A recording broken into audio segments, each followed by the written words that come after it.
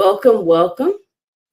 I am Dr. Jacqueline Kabah Harrison, and I am your host for Eight Queens Roundtable Show and Podcast. So, welcome back to another awesome episode. I am super excited. This particular episode is a Queen's Spotlight. A Queen's Spotlight is specifically just that. I am spotlighting another woman entrepreneur, and we talk about her business. You get an opportunity to learn a little bit about her, who she is, how she serves, her why behind her business. And we always end on giving you different tips and tools to help you personally, professionally, as well as leadership development to help you scale your business. If you always two things, if you have not already subscribed and turned your alerts on for the Eight Queens Roundtable YouTube channel, then make sure you do so. That way you can stay up to date and you don't miss anything.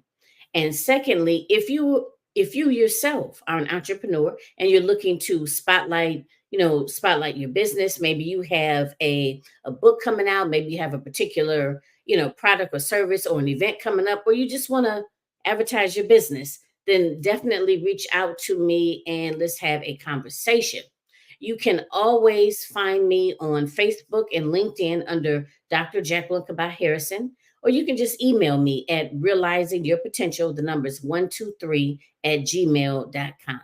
And, let's link up and basically make it happen. So, my next Queen Spotlight is going to be on Helen Hicks. So let me just kind of share just briefly. I'm not going to tell it all because I'm going to bring her into the studio. She's going to, elaborate, of course, more on who she is and how she serves. Helen Hicks is a licensed professional counselor, author, parent coach, and mother of five. Helen has dedicated her life to helping others set her sight on an ambitious goal of reaching 1% of the world to teach parents how to parent healthier and easier. Ooh, I like how that sounds. I need that. Her smart goals, her smart goals parenting approach eliminates power struggles while developing self-discipline and emotional stability in children. So without further ado, let me go ahead and bring her into the studio and she can introduce herself, tell you a little bit more about herself. Hi, Miss Helen Hicks. How are Hello. you? I'm doing well. How are you doing, Dr. Jackie? I am doing great. And I just want to tell you, it is a pleasure, having you here with me to share your expertise on this subject. And I have a 13-year-old, so I can't wait. Awesome, awesome. I'm so happy to be here as well. So thank you for the invite. As Dr. Jackie already stated, I'm a master's level professional counselor, and I've been in the mental health field for almost 30 years now. And the first 15 years was strictly working with children and their families. So I definitely learned a lot. I put a lot of skills into practice and things that I have always utilized with my sons. So I definitely have put together something that I believe anyone would be able to put into practice in their homes and have, emotional stability, self-disciplined children, which means you don't have to do the back and forth, the I told you this and why won't you do that and all that kind of stuff. Wow. And you have five now. You have five sons or? Five sons. Oh, wow. What are their ages? Okay, so my oldest is 30, and then I have 28, 24, 16, and 13. Okay. So you got a 13-year-old. Okay, that's the baby Yes. of the family. Okay. Wow. Okay, so tell us a little bit more about now, are you practicing um well no, let me back up. When did you start your business and are you currently working full time in your business? Okay, so I started my private practice about 15 years ago, and I'm working part-time with counseling as far as taking on individuals for, one-on-one mental health counseling. And then the rest of my time is spent on building up my parent coaching aspect of the business. Okay. So 15 years with being in private practice. Now, your the one-on-ones that you do with the parenting coaching. How long have you been doing that? Parent coaching has been the last 4 years. Okay. All right. So what made you decide to do it? What was the pivotal point that made you say, I'm going to go ahead and, start this business? Okay. The private practice as a whole or switching gears into the parent coaching? Switching gears. Okay. So as far as switching gears was concerned, I got to a point where I felt like I was constantly repeating myself over and over and over again when it came to counseling and interacting with clients. And it wasn't as exciting for Hmm. me. I mean, there's definitely a point in my career where, I met those challenging clients and I was like, oh, yeah, yeah. I felt all hyped about them and I really wanted to do whatever I could to help give them the skills and the things that they needed to reach their personal goals. And then I got to a point where I kind of felt like I've done this enough. Hmm. I'm not excited about this anymore. And then I was sitting and talking to someone, trying to figure out which direction I wanted to go in. And he was like, well, why don't you just kind of take a breather, take the pressure off of yourself, take a step back and really tune into what you feel like you do well and you understand well. And so when he said that, it only took me about 5 minutes. And I was like, parenting. Okay. All right. And then the birth of the business started, and you been going ever since. Pretty Okay. much. So what happened was once I kind of came to that realization, it really moved me to start writing my book, which is called The Parenting Treatment Plan. It is available on Amazon. And so I titled it The Parenting Treatment Plan because, coming from mental health, everything starts with a treatment plan. Mhm. Yep. And so I felt it was apropos, also for the fact that I do experience a lot of challenges that parents are going through. And I feel like a lot of they're more unique nowadays than they probably were, Mm. I don't know, maybe let's say 50 years ago.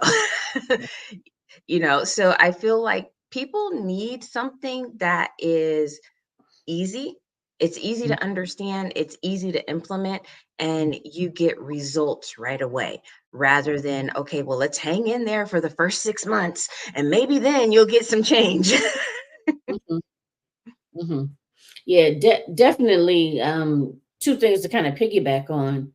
One is that you're right, and now, especially nowadays in this society, everything is so instant gratification, and that is one of the things that I would assume is a huge difference from before. Now kids have access to to so much, with the internet and everything, and everything is like instant. They want something, they get it, like with the video games and things of that nature.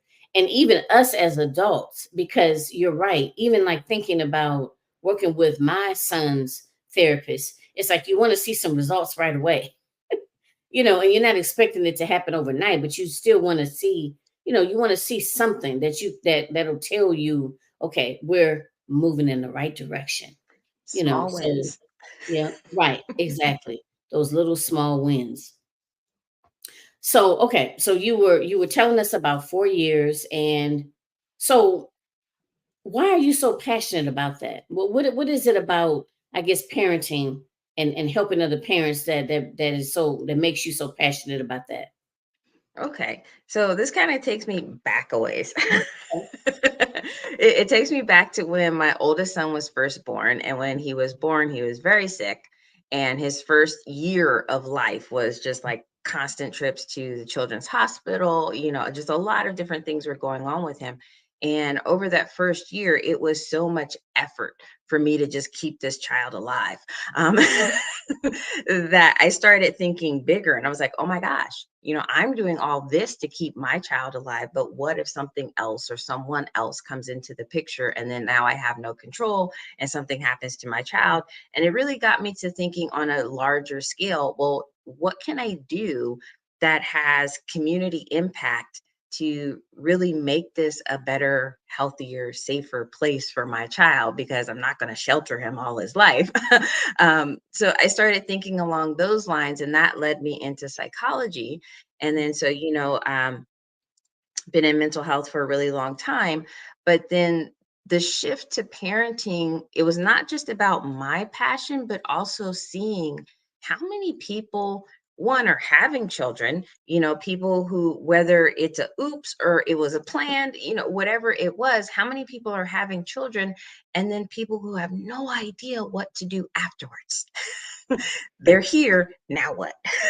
And so just felt like that's where the need really was, in helping people to understand, well, what are your goals? What is it you're supposed to be aiming for when you're parenting?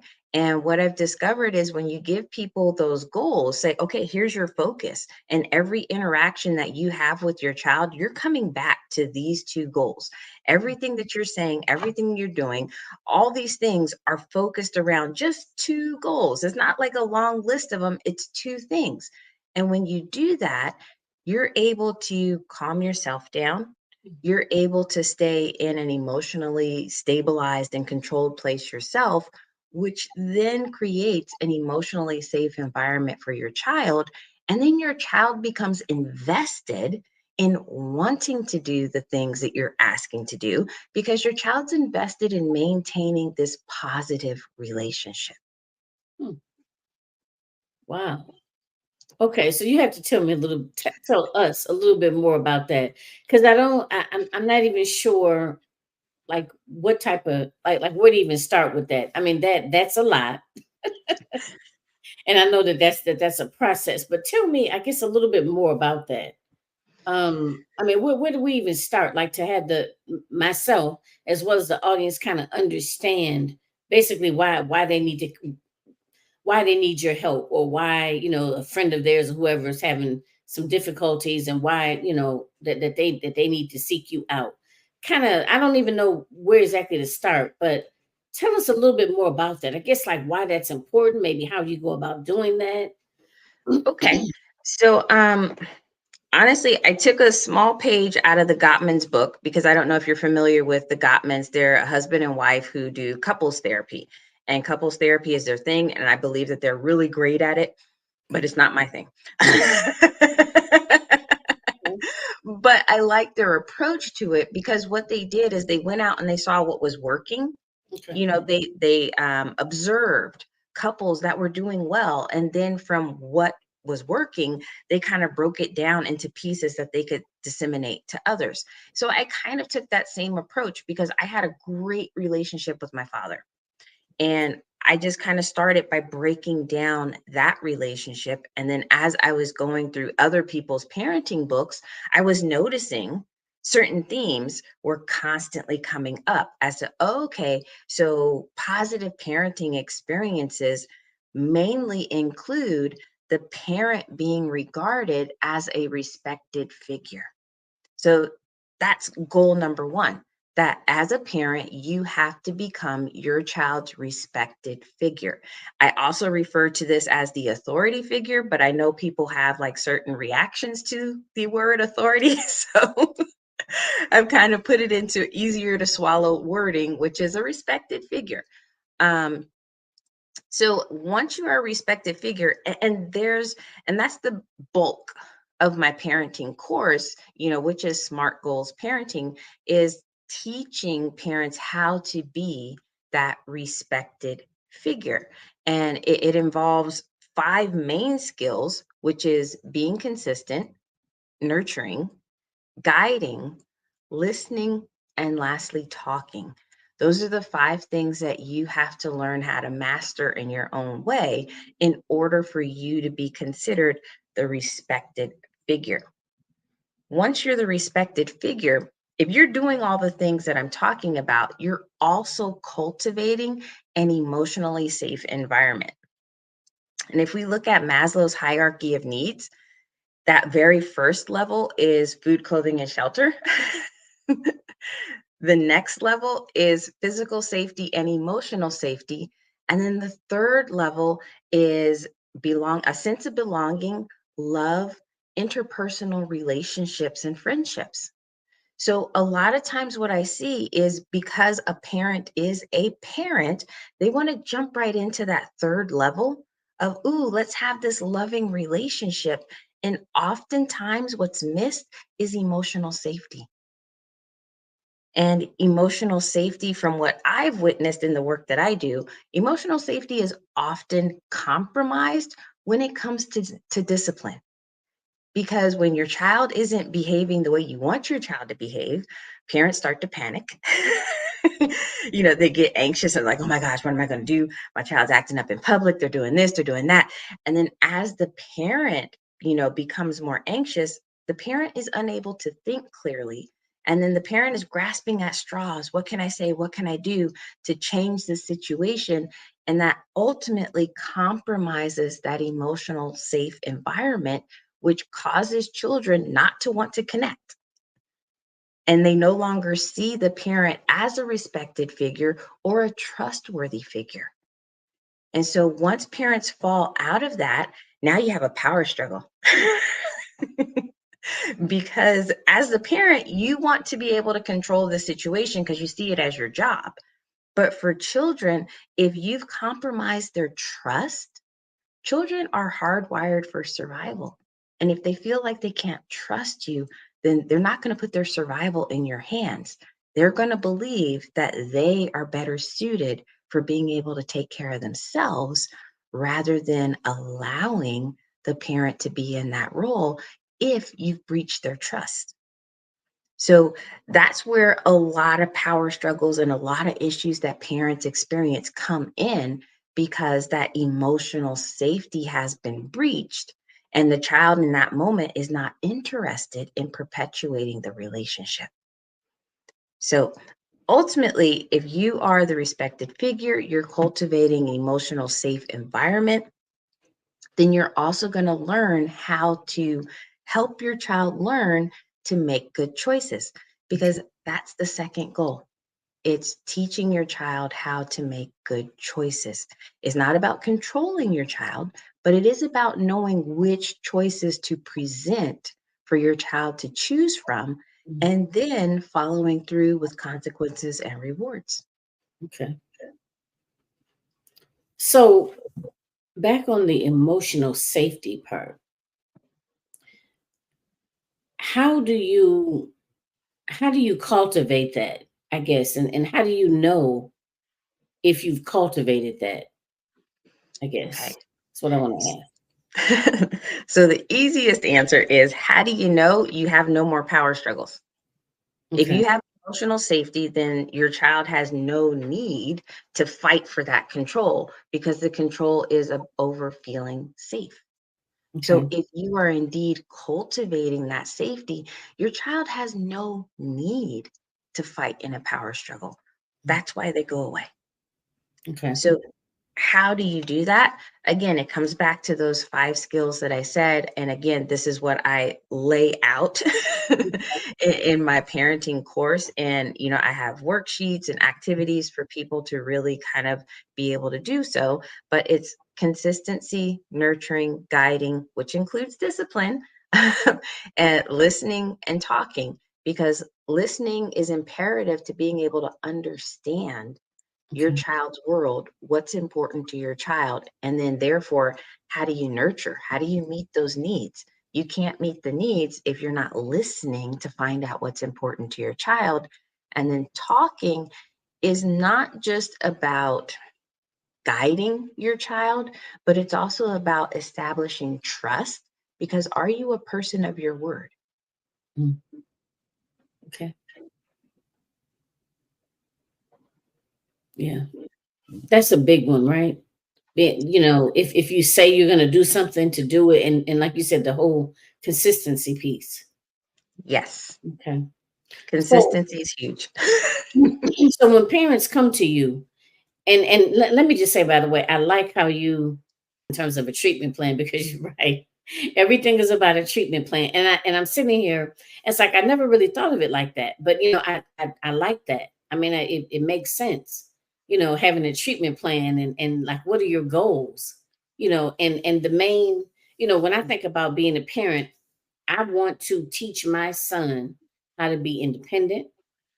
I want him to be able to make good choices. I can't control him, and I don't want to. What I want is, I want to give him the skills to be able to make better choices for himself, because that's what it's about. Because I'm not always going to be here. And the whole idea is for him to be able to be, I want him to be self-sufficient. I want him to be, emotionally healthy. I want him to be able to connect with others. I want him to be responsible. I want him to be accountable. So I would assume that these are some of the different things that you sit down and talk with your parents about. Like, what are their goals? Because everyone is different, right? Right. Everyone's different in terms of their very, very specific goals. But ultimately, no matter what they say, it all really comes back down to making good choices. Because at the end of all of our lives, we are simply the summation of every choice we've ever made. Woo, just even thinking about it like that, it's kind of like, woo. But okay, all right. The summation of all the choices that we've made. Okay, Right. okay. And I know there's a lot that's within that, but Hmm. I'm very much a root kind of person. Like, let's get to the root of this. I don't want to be here clipping the edges and the hedges and all the rest of that all day long. If this is a problem, let's get to the root and not keep waiting for the next thing to sprout up. So, Hmm. Right. so I've kind of taken this really broad thing and I brought it down to, okay, this is the root of it. And if you are the parent who's putting that choice in front of your child, and again, it's understanding what are the appropriate choices to present to your child, and Mm. then you let your child choose. And this resolves the issue that I hear a lot of parents say, oh, I don't want to be the bad guy. Well, you're no longer the bad guy, nor can you be the Mm. bad guy if your child chose it. Okay. Okay. Hmm.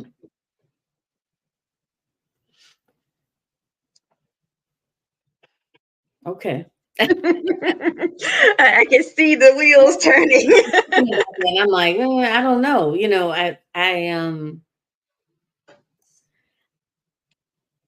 It sounds like, I mean, it's like, I understand what you're saying. It sounds logical in theory. I guess I'm just kind of thinking to myself, um, because I've presented different things to my son before, and he didn't choose, he didn't choose, it's like, I don't want to say he didn't choose what I wanted him to choose, but it But wasn't a that good was it. it He wasn't didn't a choose good what you decision. wanted him to choose.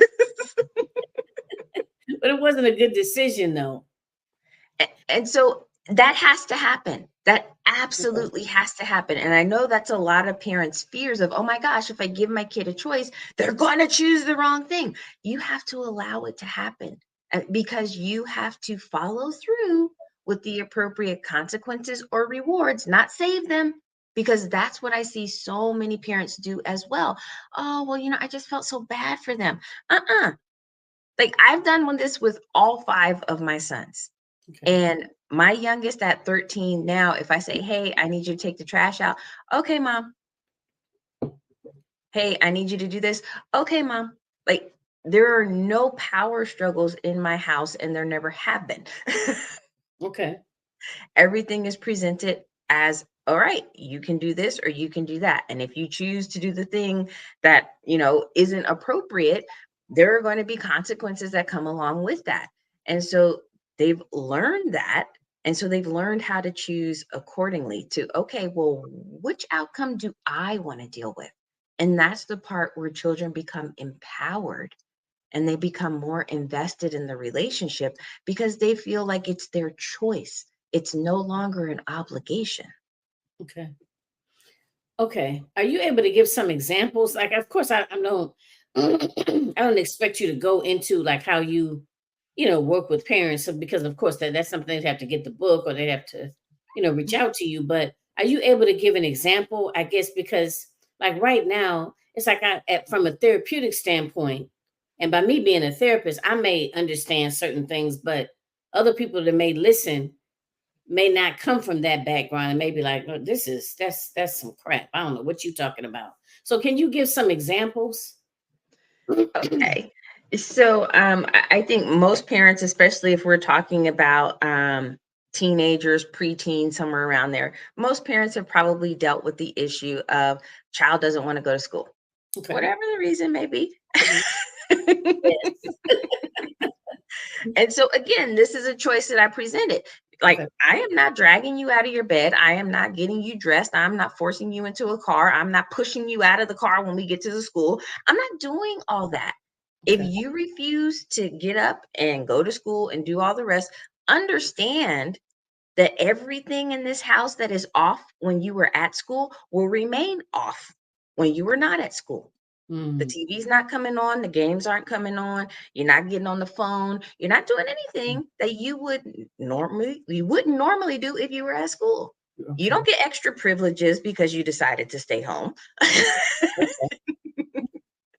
It does not work that way. You didn't get a free day. Right. So, and the second thing that I put out there to my sons is, well, school is your job. Just like I have to go to work and I have to take care of my responsibilities, school is your responsibility. So, therefore, if you're not going to school to take care of that responsibility, I have a whole list of responsibilities that you can take care of, since you won't be on your phone, you won't be on your games, you won't be on the TV. Okay. Got you. So, you can choose to stay home because I'm not dragging you to school. I'm not. Right. Okay. You can choose that, but here's what it comes with. Okay. And then people say, well, I can't make my child do chores or anything else like that. No, Mhm. you can't make them do chores, but you can unplug the TV, you can turn off the internet, you can turn off the phone service, you can do all these other things that closes their access to it, and then say, okay, now it's not going back on until you do the Mm. chores. Okay.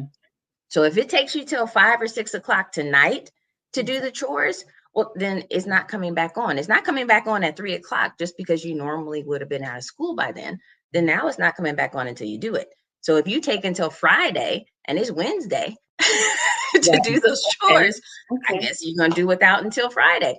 So Mhm. again, everything is a choice. It's never about, I'm going to force you to do Mm. this, because that's a power struggle. And you Okay. automatically lose every time you engage in the power struggle. Mm. Okay.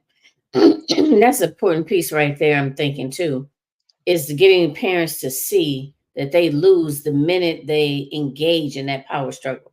Because I guess it's like I know my father used to always say, "Oh God, I'm not." Let's see if I get this right. That if you see a fool and a wise man arguing out in the street, how can you determine who's the fool and who's the wise man? You can't, because it's like the fool, the wise man has decided to engage with the fool out there in the street, right? So, and I know that that's a little that's just the way it resonates with me. But it's like, okay, so when the minute you get into that power struggle, is a okay, okay, Right. And I have a different example that I present to hmm, parents, which is okay, a police officer, okay, because that's someone who has authority, not right, always respected, but has authority. hmm, And if a police officer pulls you over and gives you a ticket, does that police officer sit there and argue with you about it? Does that officer sit there and say, oh, will you please, you got to take this ticket? Oh, you're not going to take this ticket? Well, I don't know what I'm going to do if you don't take the ticket. If no, you say, I'm not signing that ticket, they're like, okay, I already got the information I needed. have a good day, ma'am. Right, You'll get your summons in the mail. right, okay, The okay, police officer knows he doesn't have to stoop to that level in okay, order to maintain his role. okay, And that's where parents lose. Parents mhm, lose by thinking they have to stoop down to their child's level in order to get certain behaviors. Nope, that's how you guarantee you won't get them. hmm, okay. Ooh, wow. So this, okay, that kind of changes the game on things. So I'm just curious, and I think I already know the answer. When it comes to like corporal punishment, what are your thoughts on that? I mean, I would let me give it a stab. I would assume, based on what we just talked about, that would be. stooping to their level because it's like you're you're trying to make them do something, or you're trying to force them to do something. Yeah, tell me So something. I say it depends. I Okay. really do. And I do have a section of my book where I address spanking because I think there's a place for it. It's not Mm, always used appropriately, but I think there's a place for it. But a couple of stipulations. One, I think it's only appropriate for kids under the age of 8. And I think it's only appropriate for under the age of 8 if it's being used as an instant way of stopping a behavior. mm, okay. So if your child, let's say you have someone who's under 8 years old and you're out in public somewhere and your child is engaging in a behavior that you can see the potential danger of and you want it to stop immediately, it could be, Okay. Okay. you know, Right. It I poses a don't danger. right. I Okay. don't believe that spanking should be about hurting. And I don't believe that any of it should be about control. Okay. So I do talk about the specifics in my book that there's a place for it, but it's not what a lot of people use it as. Okay. Okay. Okay. So you know what now? And this now I have another scenario question. So I don't know your age, but for me, being a 70s baby, I can think back to with my parents, and my father was the, authoritative, the one Disciplinarian. disciplinarian. And I just remember like fearing, you know, I feared, I don't know if you want to call it fear or respect, or maybe a little bit of both. I don't know what percentage or whatever, but fear. Like there were certain things that I wouldn't do. I just wouldn't do it, whether it was, in front of him or behind his back. Just because of the fact that I feared like I feared disappointing my parents, as well as just like feared as in like fear for what was gonna happen to me if I did it. So I know a lot of us that, like maybe 70s, born in 70s and 60s, kind of look at the children now, and the interactions between the parents and children, and we think to ourselves like, like if I'm up at my son's school. So I told you my son is 13. I'm at his school, and I can hear the kids talking, the young adults talking. And some of the things that they're saying, I'm thinking to myself, I wouldn't have dared have said those things if I even thought, or even any other parent, not just my parents, any other parent was in earshot. I wouldn't even say certain things.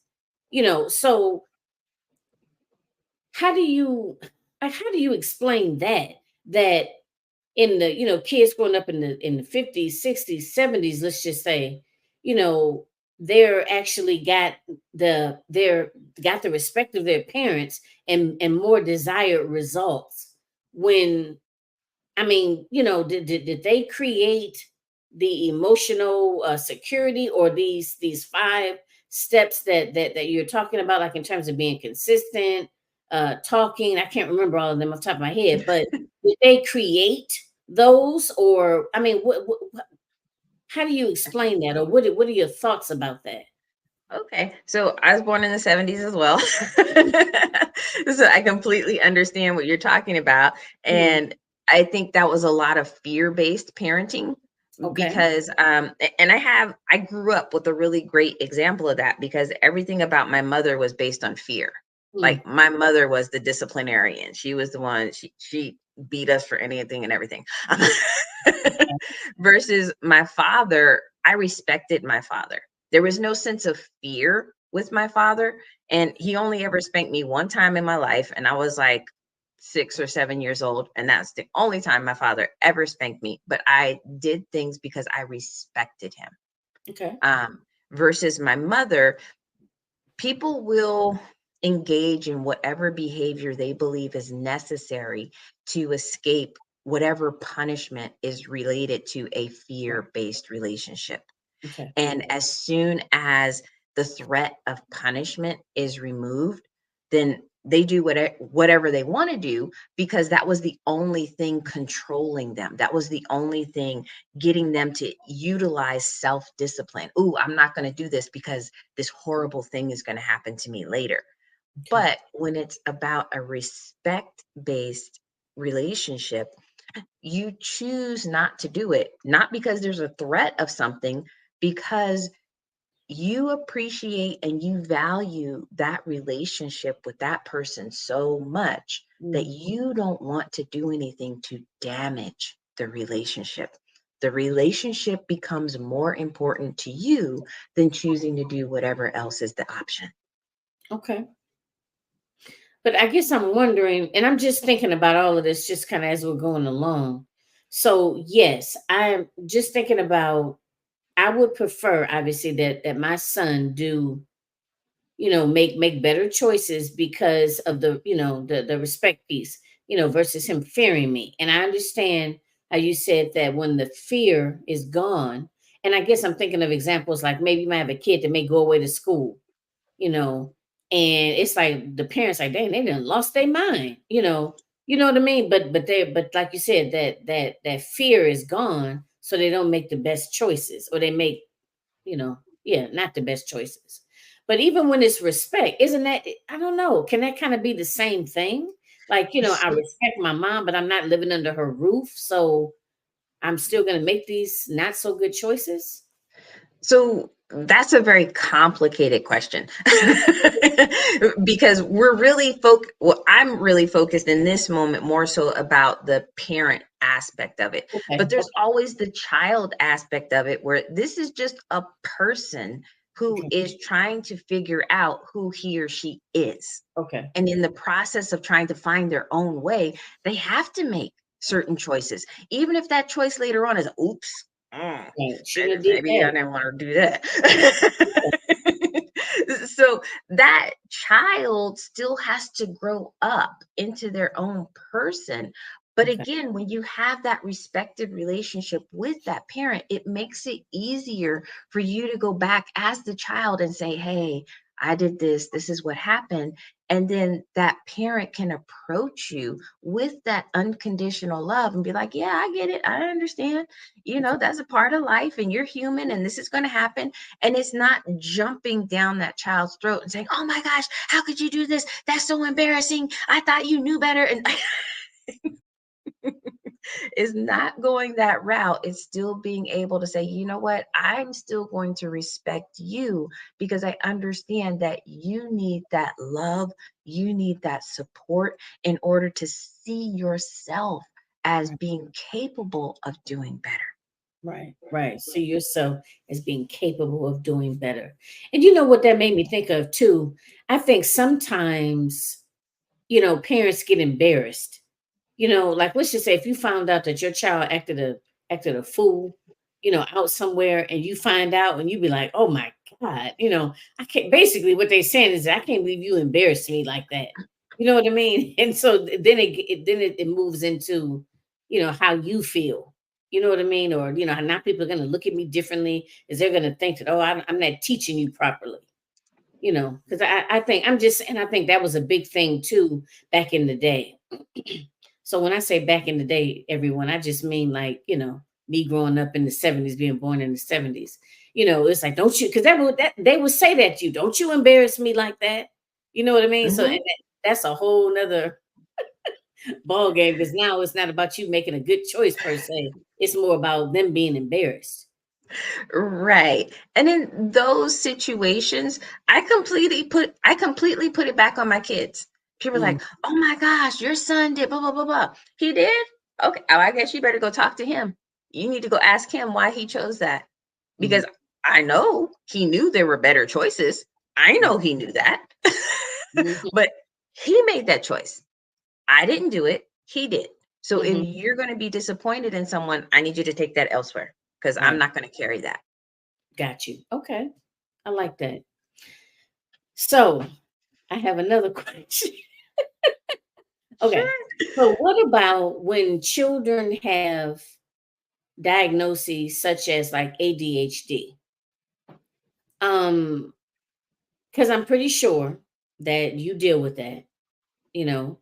Um, how does that like how do you or do you end up supporting parents in like getting testing or once they're tested and maybe they have that diagnosis like how does that play into everything? Okay. So my middle son, he's ADHD, and I Okay. knew from the time that child was born, Oh, you and I did? knew, Okay. yes, because the question is, what infant have you ever seen that doesn't sleep? Wow. Really? You're not Yeah, exaggerating? Oh my God. I am Okay. not exaggerating. He Mm. was 2 years old before he finally slept long enough through the night. I'm not even saying the whole night, just long enough through the night. I used to fall asleep with my arm around him like this to make sure he couldn't go anywhere. Wow. Okay. I don't think I've never heard that before. Wow. So, Okay. yes, so I knew from the time my child was born, oh my gosh, I have a handful. So it depends on when parents really get involved with this diagnosis. So because I knew this at a very early start, I put up poster boards for him. And the poster boards had pictures, they had words, they had time, diagrams and everything on there to say, okay, at this time, this is what you need to be doing. And there's a word for it, like shower. I have a picture of a shower, and there's the word shower, and it has a time. And then I have a picture of clothes. It's like get dressed and at a time. He had a whole board that was put in his room for him because otherwise this was a child who would go in his room, he's supposed to get dressed, and 30 minutes later he would be sitting on his floor naked, and I'd be like, what happened to the clothes? Mm-hmm. He was just off in his own world doing something else and completely forgot, oh, I was supposed to get dressed. So if you know what you're dealing with at an early age, you Okay. can start utilizing things like having a poster board, having a schedule, because the biggest help for ADHD is a routine. If Okay. you can get them into a routine, you do this, you do this, you do this, there's no thinking involved. They have a process they have to go through, and they get used to that process, and they will get things done as long as there's a routine flow to it. What happens where things go wrong is when they're left to think about it. Mhm. Okay. Okay, that When they're sounds so left to bad. think, if they have to think about it, then they're going to be impulsive. Their mind is going to float away to somewhere else. But if it's routined out, it's like you just have to do this, do this, do this, do this, do this, do this. And even to this day, he's in his early 20s and he has his routine. That's what I'm very proud of, having taught him. You need to have a routine, because without a routine, this isn't working. Okay. All right. Wow. Okay. So I guess with something like that, the biggest takeaway for me is kind of knowing what you're dealing with. And when you know what you're dealing with, then you can plan accordingly. Okay. Right. Okay. All right. Wow. Okay. So tell us about the book. Because I need to get this book. Can you go to Amazon and give us the name of it again? Yes. So you can go to Amazon. It's also available on Nook, I believe, Mm, because that's the Barnes and Nobles I guess digital book. So it's available in those two places. It's called The Parenting Treatment Plan. okay. The parenting treatment plan. Okay. Yes. Okay. And this is for parents that it's obviously for boys or girls, any age, or does it, I mean, is it more geared towards when they're younger or So I would say parents who have children who are 16 years old and younger will get the most use out of the book. A lot of things are really geared towards that age and younger. And I say that because once you get above 16, you get to 17, and they're really feeling themselves because they know 18 is around the corner. And, usually by that time, if they want to have a job, they can have a job. So now they have access to their own money, being able to do their own things, and you have less input as a parent because you're not in charge of as much stuff, even Okay. though they're still a minor. Right. So for the book, a lot of it is focused on 16 and under. However, if you have an adult child and you would like to repair that relationship with the adult child, then I would say you can still focus on the consistency, the listening, and the talking. Mm, Those three of the five. I mean, because if they're adults, they may not need as much nurturing, and they may seek some guidance from you, but it's going to be very different. very different. Listen, you said feeling himself at would you say 16? My son Yes. is 13. He has been feeling himself for the past 2 years, it seems.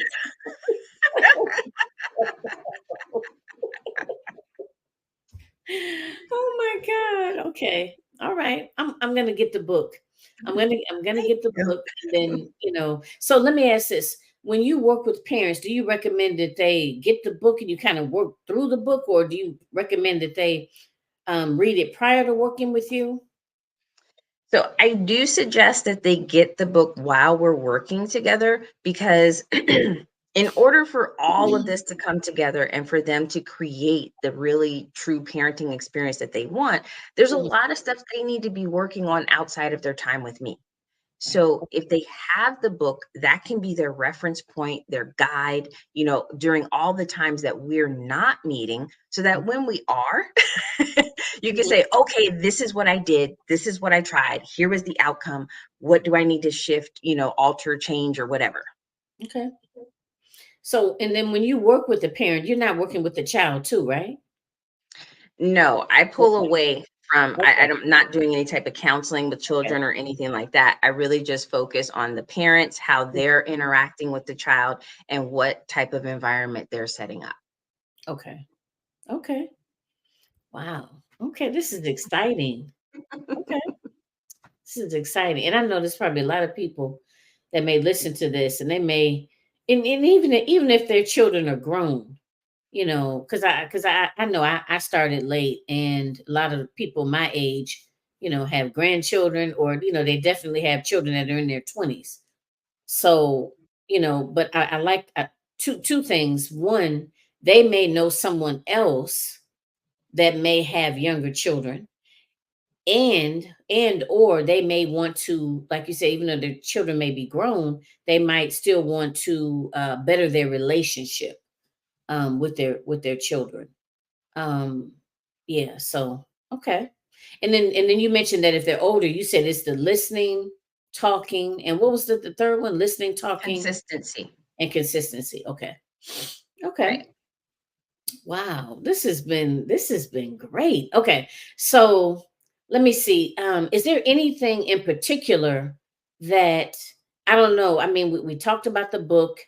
Um, is there anything in particular? Well, I guess let them know where they can find you. Um, like what's the best way to contact you? If you have, I don't know, any upcoming events, like are you doing any speaking engagements? Do you have any virtual events coming up, anything like that you want to share? Sure. So first off, you can go to my website, Helen V. Hicks counseling.com. So my name is on the screen. So it's spelled exactly that, no spaces between all the words, just Helen V. Hicks Counseling. And there's a link to my book. There's a link to scheduling appointment. Well, I wouldn't say scheduling appointments. Sending me an email. I'm just not up on the Calendly yet. I don't know how to say it correctly, but where people book their own appointments, I'm just not there yet. I have resistance to it. So, but then there's also a link there to my online parenting course. So there you get all this information. So all the information that's in the book, because I know not everybody wants to sit down and read a book, but all the information that's in the book, it's more so in video format. The same worksheets that are in the book are there for you to download on the course. The course is only $47 a month. It's a subscription, so you can stay as long as you feel like you need to. Um, because I know not everybody is in a financial position to put out a couple of $100s to sit with me, and that's perfectly fine. And I don't want anyone to feel like they can't have the parenting experience they want because they don't have the finances for it. I mean, parenting is a very natural part of life. And so I don't think people should be cut off from the resources in order to, make that the best experience they can have.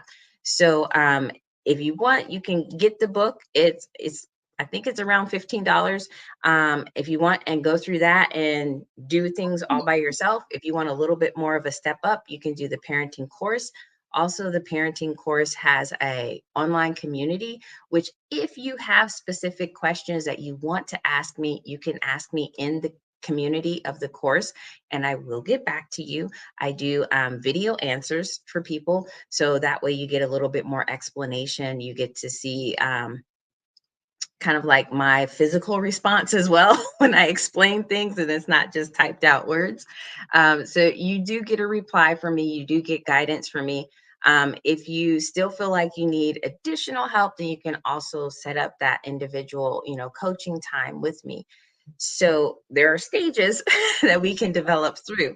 As far as like speaking events, I don't have any like current in community events that are scheduled right now. I do virtual events. I just did a live event for LinkedIn, YouTube, and Facebook this past Thursday, which was parenting through anxiety. So I'm trying to do that monthly. The month before that, it was parent versus friend, when to be which. And so, and then I have a once a month uh, virtual event that I do, which is a very short speaking blurb, like 10 to 15 minutes, that I usually give a short parenting tip during that. And that's with Angelica Norton's World Changers and History Makers, which is first Sunday of every month. Okay. Okay. So socially you're on Facebook and LinkedIn. Yes, I'm Facebook, Instagram, LinkedIn, YouTube. Okay. And so LinkedIn is Helen Hicks. You can search, for me there. And then the other social medias, you can find me under What Would Helen Say? Okay. So you have a YouTube channel titled Yes. that? Okay. Yes. Okay. I like that. What would Helen say? I like that. Okay. All right. Excellent. I'm just trying to think if I had any other questions. Hopefully that kind of answers everything for everyone. They know how to get a hold of you, to link up with you. So that's excellent. And where to get your book. You mentioned I know you said Amazon and then you said Nook. Yes. Okay. And okay, and give us the title of the book one more time. The Parenting Treatment Plan. The Parenting Treatment Plan. Okay, awesome. Well, we're gonna go ahead and end. I mean, this has been excellent. I mean, it has been very informative, and it's been such a pleasure having you on the show. And you're so easy to talk to, Thank you. and I appreciate you being here, Miss Hicks. I appreciate you having me. This has been a wonderful time for me as well. Thank you so much. Good, good, good. So I'm gonna close it out. I'm gonna, if you don't mind, just kind of waiting waiting backstage, just briefly. I'm just gonna close the show out, and then I'll be right back with you. Okay. Sure. All right. Thank you. Woo, that was awesome. I mean, I got so much out of that. I hope you all did too. And if you need any more guidance, please look her up, make contact with her, and get the book, make contact with her on LinkedIn or Facebook. I mean, that's the point of this. Sometimes we suffer in silence or we just don't know what to do. We just kind of, sit somewhere and just throw our hands up. But there's help out there to help us navigate this parenting journey. So again, thank you so much for joining us for A Queen's Roundtable show and podcast. I am your host, Dr. Jacqueline Kabah Harrison. Please, if you have not done so already, subscribe, and set or turn your alerts on for the A Queens Roundtable show and podcast on YouTube. So that way you can stay up to date and you won't miss anything. And if you're interested in being a guest, please look me up, like I said, either on Facebook or LinkedIn, and shoot me a message and let's talk. All right, everyone. Until next time, stay tuned. This concludes our A Queen's Spotlight with Helen Hicks. All right. Talk to you all again soon.